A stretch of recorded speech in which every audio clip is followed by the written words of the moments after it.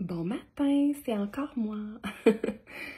Hier, on a beaucoup parlé de qu'est-ce qui se passe dans les énergies en ce moment, puis il y a quelque chose qui m'est revenu en tête, puis je me suis dit, mon Dieu, ça pourrait être pertinent de le partager.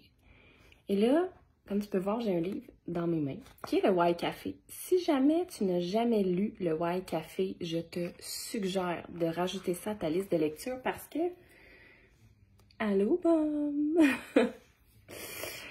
Parce que, ben, premièrement, il y en a plusieurs et c'est chacune une histoire qui est très enrichissante et qui porte à une réflexion. Vraiment, c'est un livre qui ouvre des possibilités en nous. Puis, en ce moment de chaos, je me suis dit, quoi de mieux que l'histoire de la tortue de mer de John P. Strzelecki, je sais pas comment le dire. Bref. Du premier livre du Why Café. C'est souvent une histoire qui me revient en tête quand j'ai besoin de suivre le flot, de lâcher prise. Puis je trouve que le moment dans lequel on est, avec toutes les énergies, ben c'est vraiment propice à ça. Fait que j'avais envie de vous faire découvrir cette histoire-là. Sur le coup, je me suis dit, je pourrais y aller avec ce que j'ai en mémoire, mais quand je l'ai relu, j'ai fait, oh mon Dieu, chaque mot est tellement pertinent et impactant que j'ai envie de vous la raconter. Donc, l'histoire de la tortue de mer. Pour vous mettre en contexte, dans le livre, c'est quelqu'un qui a trouvé un café et qui a une discussion avec une autre personne, qui est la serveuse, sur la vie, et la serveuse lui raconte une histoire. Donc, elle dit, « Avez-vous déjà vu une tortue de mer verte, John? » « Une tortue de mer? » « Oui, reprit Casey, une tortue de mer, en particulier les grosses tortues de mer vertes, celles avec des taches sur les nageoires et sur la tête. J'imagine que j'ai dû en voir en photo. Aussi étrange que cela puisse paraître, j'ai appris d'une grosse tortue de mer verte l'une des plus importantes leçons de la vie au sujet des choix à faire chaque jour. « Qu'est-ce qu'elle vous a raconté? » demandai-je tout en étant incapable de réprimer un sourire. « Très drôle. » La tortue n'a pas réellement raconté quelque chose, mais elle m'a tout de même donné un grand enseignement. Je pratiquais la plongée sur les côtes d'Hawaï. La journée avait été extraordinaire. J'avais vu une anguille tachetée, une pieuvre, deux espèces que je n'avais jamais vues auparavant. J'avais aussi rencontré des milliers de poissons. J'étais à environ à 30 mètres de la plage et je plongeais au milieu d'énormes rochers. Soudain, sur ma droite, j'ai vu une grande tortue de mer verte nageant près de moi. C'était la première fois qu'il m'était donné d'en voir une dans son habitat naturel. J'étais littéralement en extase. J'ai remonté à la surface, évacué l'eau de mon tuba et je me suis laissé flotter sur l'eau, de sorte que je pouvais observer la tortue. Elle était juste en dessous de moi et elle nageait en s'éloignant de la plage. J'ai décidé de demeurer à la surface et de l'observer quelques instants. À ma grande surprise, bien qu'elle paraissait se mouvoir plutôt lentement, parfois en donnant quelques coups de nageoire et parfois en se laissant porter par la mer, je n'arrivais pas à la suivre. Je portais des palmes qui me procuraient une certaine propulsion dans l'eau et je ne portais aucun gilet de sauvetage ni rien d'autre qui aurait pu me ralentir. Et pourtant, la tortue s'éloignait de moi si j'essayais de l'attraper. Après une dizaine de minutes, elle m'avait semée. Épuisée et déçue, peut-être même un peu embarrassée de n'avoir pas pu suivre une tortue, j'ai fait demi-tour et j'ai nagé jusqu'à la plage. Le lendemain, je suis retournée au même endroit dans l'espoir de voir d'autres tortues. Effectivement, environ 30 minutes à flâner dans l'eau, j'ai remarqué un banc de poissons noirs et jaunes et tout près d'eux, une tortue de mer verte. Je l'ai observée quelques instants alors qu'elle nageait parmi les coraux. Puis alors qu'elle s'éloignait de la rive, j'ai essayé de la suivre. Une fois de plus, j'ai été étonnée de constater que je n'arrivais pas à la suivre.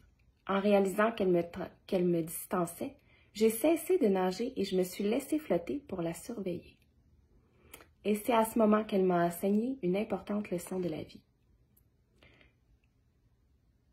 Et là, le personnage dit, « Vous ne pouvez pas terminer votre histoire comme ça, qu'est-ce qu'elle vous a enseigné? » Elle m'a souri. Je croyais que vous étiez sceptique à l'idée que les tortues de mer pouvaient nous raconter quelque chose. Eh bien, en flottant à la surface de l'eau, j'ai réalisé que la tortue ajustait ses mouvements à ceux de l'eau. Lorsqu'une vague se dirigeant vers la plage la frappait de front, la tortue se laissait flotter et nageait juste suffisamment pour maintenir sa position. Et lorsque le retour de la vague revenait dans l'océan, la tortue nageait plus rapidement de façon à profiter du mouvement de l'eau. La tortue ne combattait jamais les vagues. À la place, elle les utilisait.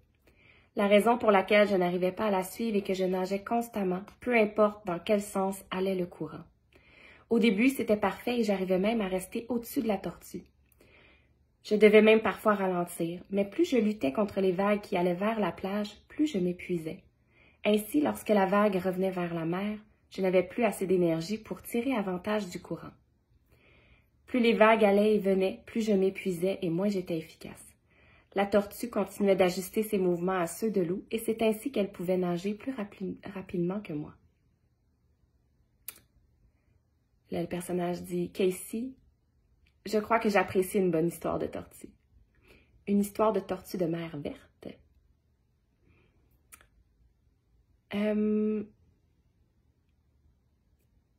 Ouais. Là, je regarde voir si je vous raconte un peu plus, là. Puis je pense que c'est suffisant. Dans le fond, ce que j'aime de cette histoire-là, c'est que je trouve que c'est un beau parallèle avec les éclipses puis l'énergie, tu sais. En ce moment, comme on disait hier, ça bouge, ça peut être tough, on peut être fatigué, on peut se débattre. Puis là, c'est comme, hey, le courant de l'univers en ce moment, là, il est fort. C'est comme au printemps, là, quand la neige vient de fondre, là, puis c'est comme... Fait que j'ai juste envie de te demander aujourd'hui, comment tu peux faire pour pas nager contre le courant? Comment tu peux prendre avantage de ce courant-là? Pour pas t'épuiser, comment peux-tu appliquer la technique de la tortue de mer verte dans ta vie? Fait que c'est ça, c'était juste une petite histoire aujourd'hui. Une petite histoire qui, je trouve, est une très belle analogie pour notre vie, pour ce qu'on est en train de vivre.